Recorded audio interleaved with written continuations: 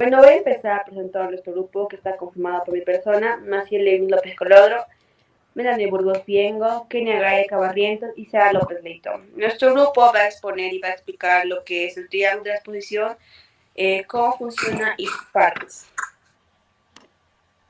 Voy a iniciar con la pregunta, ¿cómo funciona el triángulo de la exposición?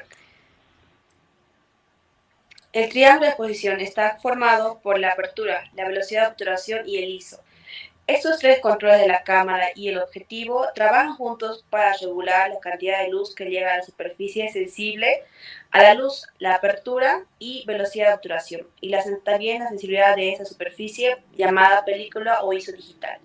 Para que podamos entender mejor cómo funciona todo esto, vamos a explicar cada parte una por una para que sea de su entendimiento. La apertura del diafragma es una parte del objetivo que limita el rayo de la luz que introduce en la cámara. Funciona como el iris del ojo humano, abriéndose o cerrándose para permitir que entre más o menos luz según sea necesario. Aquí se utiliza la profundidad de campo, que es la distancia por delante y por detrás del punto enfocado que aparece con nitidez en una foto.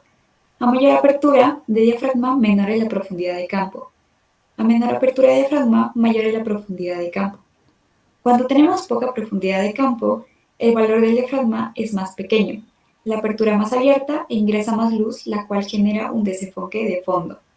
Por otro lado, cuando tenemos mucha profundidad de campo, el valor del diafragma es más grande, tiene una apertura más cerrada e ingresa menos luz.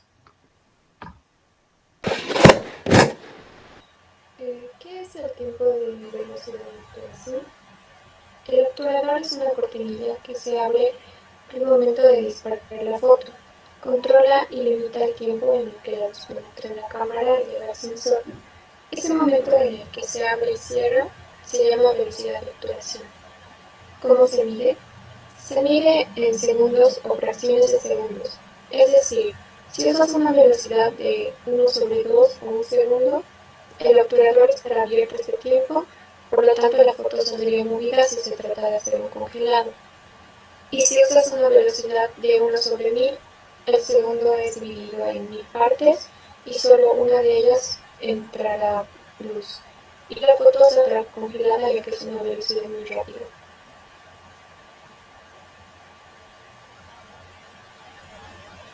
Hay muchos efectos que se pueden hacer con la velocidad de obturación, pero los más comunes son los barridos y congelados. Los barridos son utilizados para reflejar el movimiento de la imagen y da esa sensación. Se requiere una velocidad de obturación lenta y utilizar un trípode para mantener fija la cámara. Y los congelados son utilizados para mantener el objeto totalmente quieto, como si estuviera congelado. Y muchas veces incluso el ojo humano no puede capturar el movimiento, pero la cámara sí. Se requiere una velocidad de obturación arriba de 1/250 y una velocidad ideal sería 1/1000.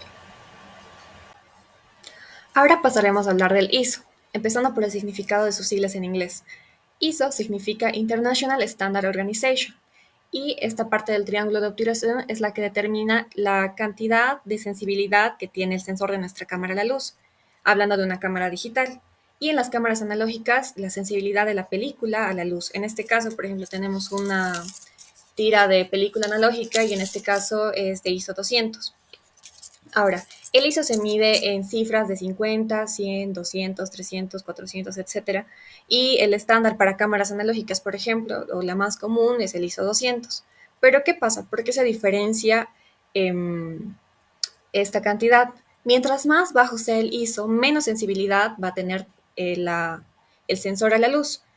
Y mientras más bajo sea el ISO en las cámaras analógicas, menos probabilidad de impresión de luz tiene la película. Entonces, eso significa que mientras más alto sea el ISO, va a ser mucho más sensible a la luz y nuestras imágenes van a salir más iluminadas, pero al costo de tener mucho más ruido en nuestras imágenes. Ahora tenemos acá en pantalla una pequeña tabla que nos guía un poco sobre el uso de los números de ISO. Para paisajismo, por ejemplo, tenemos 50, 100, para deporte a partir de 200, vamos pasando por astrofotografía en la cifra de 600, y ya en ISOs en números mayores a 1000, a miles, tenemos para tomar imágenes del ocaso y para tomar imágenes nocturnas. Pero bueno, Terminando con nuestra explicación, llegamos a la conclusión de que estos 3 factores del triángulo de obturación son muy importantes para manejar la fotografía y para conocer los resultados que van a tener nuestras tomas, pero no debemos olvidar que estos son factores que hay que tomar en cuenta, pero bien no definen el resultado final de nuestra imagen. Tenemos la postproducción, tenemos la presentación de la escena como tal, los colores, la iluminación del ambiente, cosas que están fuera de nuestras manos. Pero nunca está de más manejar al 100% estos 3 factores. Agradecemos su atención y esperamos que les haya resultado útil el video. Gracias.